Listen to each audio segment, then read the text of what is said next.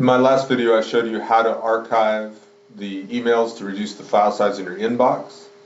But sometimes you want to actually clean out your inbox without deleting things. I do this quite often by creating PST files.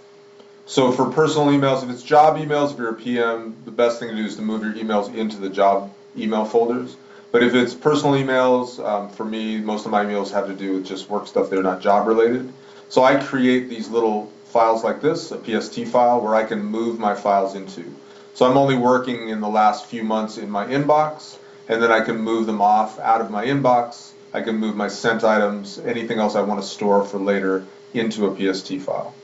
So to create a PST file, come up here to File, New, and you're going to do an Outlook data file. You can select the Outlook personal folders file like this, and then it'll ask you where you want to put it. Typically, there's a default location where all the Outlook files are. Alternately, you can put these on the server where they would get backed up at night. So it's really up to you how you want to store it. But for this example, I'm going to leave it in the standard location. So I'm going to call this old files. It's a personal folder. I can put a password on it if you want things to be password protected. So I'm going to hit OK without password protecting. Under the personal folders file now, I have this folder right here, and this is my backup file. So if I want to then take some files out of my standard inbox, say grab a group of these, I can then drag them or copy them into my personal folders. So let's say copy. So now if I go to the personal folders, I have all those same files in here also.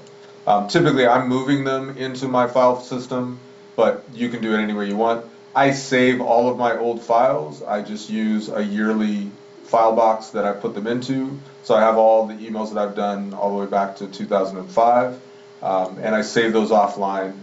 And that's a nice way to get things out of your folder if you don't want to delete them. You can disconnect those folders then later if you want to. If you don't want to see them in this window, I can come over here and I can close the personal folders, and then that goes away out of the tree. I can then reconnect to it by opening an Outlook data file.